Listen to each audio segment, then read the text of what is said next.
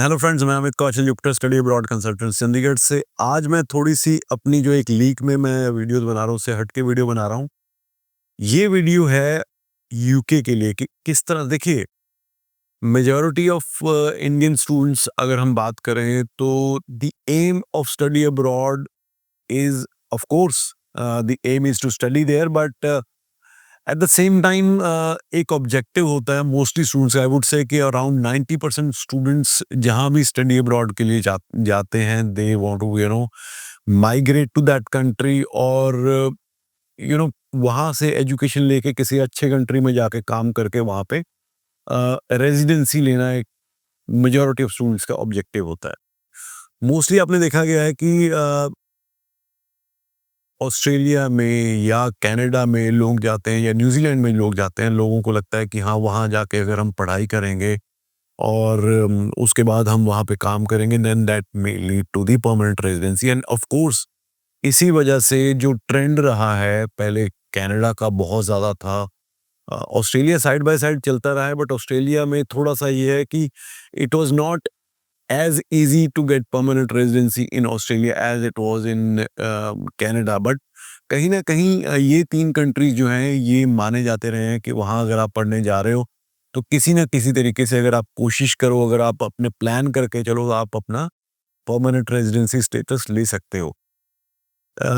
UK एक ऐसा country है जहाँ पे मोस्टली लोगों के दिमाग में ये चीज़ है कि यूके में अगर आप पढ़ने जाओगे तो आप पढ़ोगे, पढ़ने के बाद अपना ग्रेजुएट रूप में आप अपना वर्क एक्सपीरियंस लेके then you might have to come back to India, और आप उसके बाद किसी ना किसी और कंट्री में ही आपको जाना पड़ेगा या वापस आना पड़ेगा। वहाँ पे रेजिडेंसी लेना मुश्किल है, बट ऐसा नहीं है।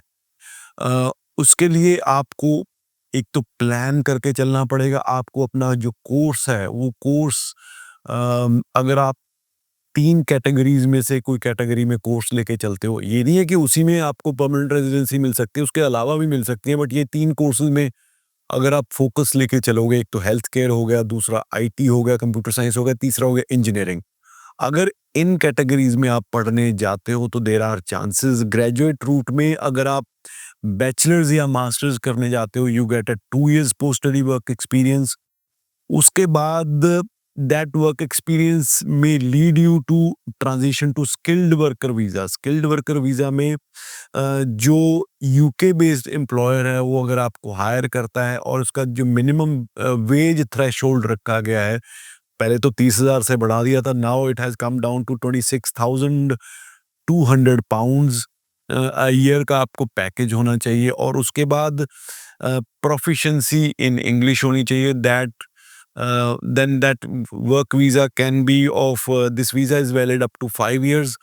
और अगर आप इस अपना स्किल्ड वर्कर वीजा में आप इस थ्रेशोल्ड में जॉब ले लेते हो और आप 5 साल वहाँ पे काम करते हो, then you are eligible for indefinite leave to remain in UK, जो कि हम एक तरह से परमानेंट रेजिडेंसी जिसको बोलते हैं। Indefinite leave to remain in UK में कुछ कंडीशंस हैं, उसके आप पूरी करनी है। एक तो आपका बीच में कोई गैप नहीं होना चाहिए। दूसरा, आपको एक लाइफ इन यूके का एक टेस्ट होता है, वो आपको पास करना है। देन दैट लीड्स टू फिर नेचुरलाइजेशन, जिसको हम सिटीजनशिप इन यूके बोलते हैं। तो ये अगर आप प्लान करके चलते हो, there are students, there are people who have followed this route, और वो वहाँ पे जाके now they are eligible for indefinite leave to remain in UK. Mostly students जो हैं वो शायद इस लेवल पे नहीं पहुंच पाते। उसके 2 रीजंस हैं। पहला रीजन ये है कि हम या स्टूडेंट जो है वो प्लान करके नहीं चलता कि क्या करना है, किस तरह से करना है, किस कोर्स में जाना है। उनका मेन एम तो यही होता है कि बस किसी तरह पहुंच जाए और वहां जाके काम कर लें। बट अगर आप प्लानिंग के साथ चलोगे, so there are chances that you reach to that level और आप वहां पे जाके परमानेंट हो जाओ। उसके अलावा बहुत शुरू-शुरू में जब कोविड के बाद स्टूडेंट्स गए, उन्होंने जाके they went on study visa and then they in between they with the help of immigration agents they change to caregiver visa. तो उसको उन्होंने बहुत ज़्यादा एक्सप्लॉइट किया, बट अब वो जो चीज़ है, वो मुझे लग रहा है दैट इज़ नॉट पॉसिबल। तो I would only suggest you to take a course which is in demand in UK. कहीं न कहीं वहाँ पे स्किल शॉर्टेज अभी भी बहुत है।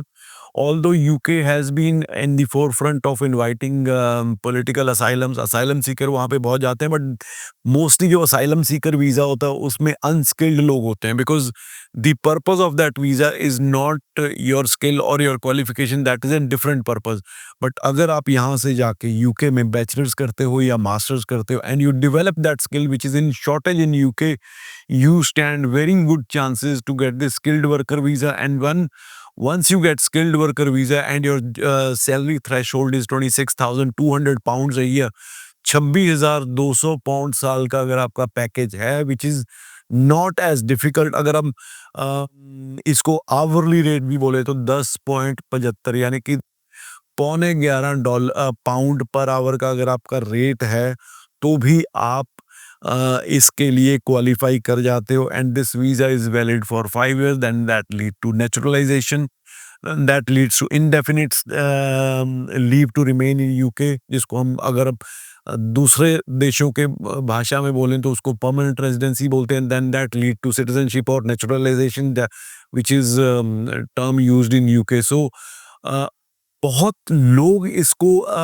जिसे कहते हैं कि लास्ट ऑप्शन लेके चलते हैं यूके को, बट ऐसा नहीं है। अगर आपके पास, देखिए, प्रायोरिटी आप उस हिसाब से रखते हो जिस हिसाब से आपकी प्रोफाइल है। अगर आपकी प्रोफाइल में कुछ ना कुछ ऐसे शॉर्ट कमिंग्स है according to the requirements of Australia या न्यूजीलैंड, तो आई थिंक आप उस हिसाब से प्लान कर सकते हैं। You can put your application for UK, and UK is not a bad option. But अगर हम ओवरऑल रैंकिंग भी देखें दुनिया में जो टॉप स्टडी डेस्टिनेशन है, उसमें यूएसए नंबर 1 पे आता है, यूके नंबर 2 पे आता है।